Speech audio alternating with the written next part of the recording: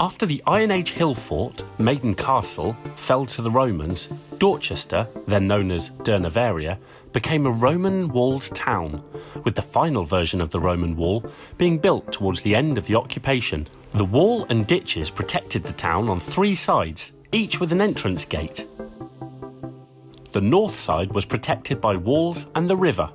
Within the walls lay a carefully planned grid of streets, many of which are now buried beneath the medieval or later town.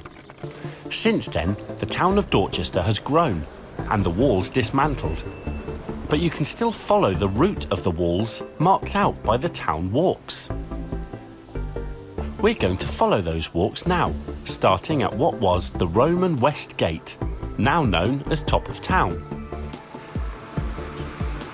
Here we are at the top of town. This was the site of the Roman Western Gate, leading to their road all the way to Exeter.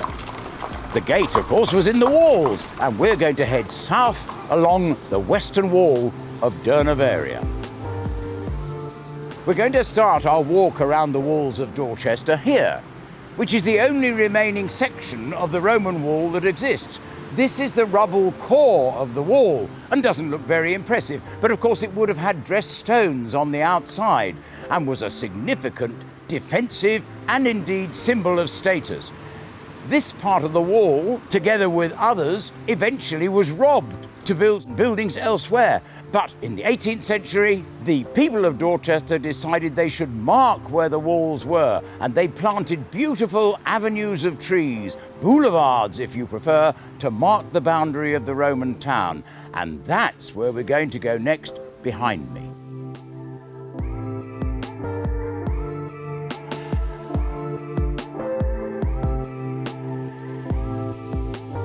We're in the Borough Gardens in Dorchester, which were officially opened in 1895 for the purpose of recreation and health for the people of Dorchester. And they're still used for that today. This bandstand was donated by Colonel Brymer MP in 1898 for Queen Victoria's Diamond Jubilee. The bandstand is still used for live music and other events throughout the year. The clock is one of the most iconic landmarks in the Borough Gardens. It's one of my favourite things. It stood the test of time, and it was donated to the people of Dorchester by Charles Hansford in 1905. The fountain was donated by Charles Hansford in memory of 5-time Mayor George Gregory. Today the fountain is used by children in the summertime to have a splash about and to cool off. If you do decide to take in the Borough Gardens, you can rejoin the West Walks at the southern end, where turning left takes you into Bowling Alley Walks. So here we're in Bowling Alley Walks, a lovely avenue of trees planted with sycamore and horse chestnuts. They are the oldest of the walks around Dorchester, and here still you can see the evidence of the site of the wall being on a bank and a ditch beyond. So this heads, of course, to another gateway into the town, the South Gate.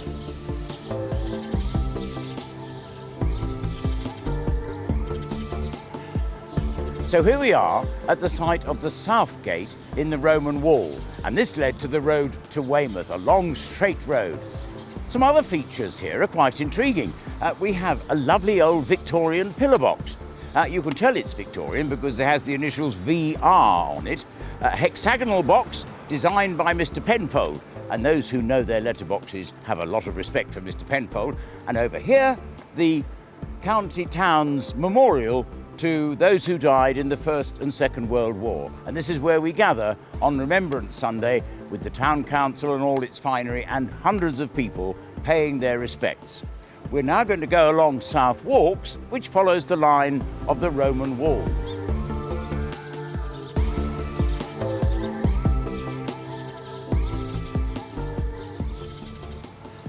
Here we are at the end of South Walks, and we're at Gallows Hill, depicted by the 3 statues made by Dame Elizabeth Frink, commemorating the religious martyrs of the 16th and 17th centuries.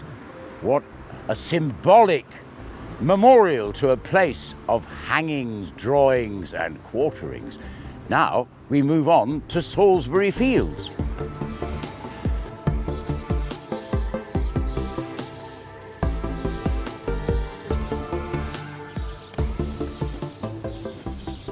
So here we are on Salisbury Walk on the edge of Salisbury Field, and this is the line of the eastern wall of the Roman town, leading to the East Gate, lined with horse chestnuts and sycamore trees. On we go.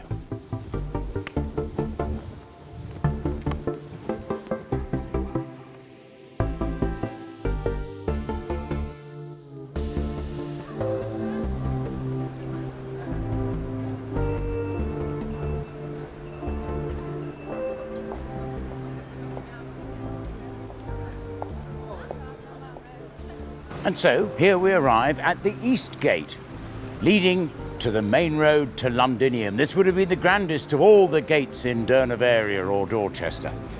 And from here, we follow along the boundary of the Roman town, which is formed by the mill stream of the River Frome.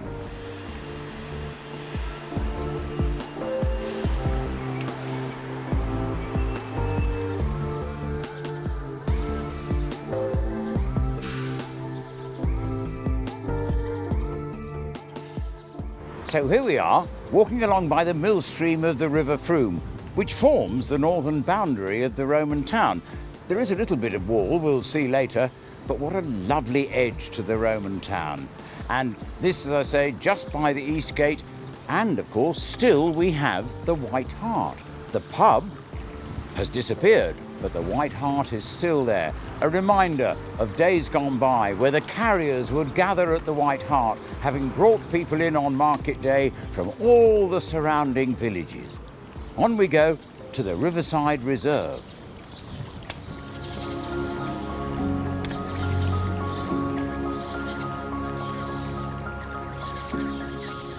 So we're coming up now to the Nature Reserve, established by the Town Council in 1974, with a very interesting board indicating some, but only some, of the wildlife that now thrives in this little area by the mill stream. Well worth a walk around the boardwalk.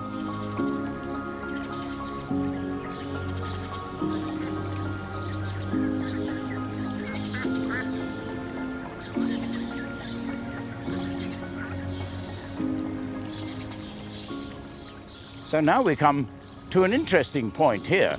We're going to follow the walls, which means going over the bridge past the hangman's cottage.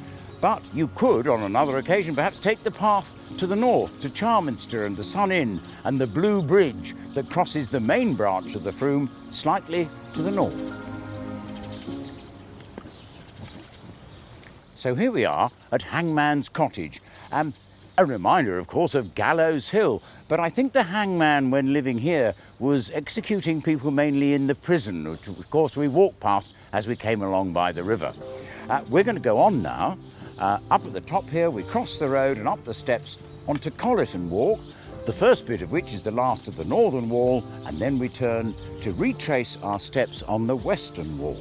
And of course, we're climbing up the bank on which the wall once stood. Wall's gone, as we've explained, but we have this lovely avenue of trees. In this case, the North Walks, a little bit of the North Walks, and then at the end here we're going to turn to the left and we'll be back on the western walls of Dorchester, and we will have completed the circuit of the walks.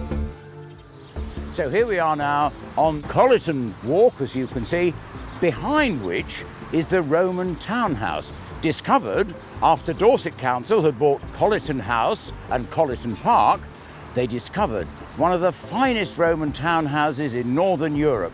Currently, it's being redisplayed, better interpreted and given easier access for people in wheelchairs and on buggies. And that's a very exciting project. So it's not open at the moment, but I'm sure later this year, and certainly by 2021, it'll be reopened and a feast for the eyes. A magnificent Roman townhouse with glorious mosaics and the lovely underfloor hypercourse that kept the Romans warm in the winter.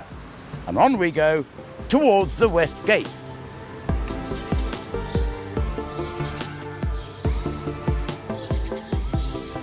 So here we are, coming to the top of Colleton Walk and back to the West Gate, where we started our perambulation of the town walls.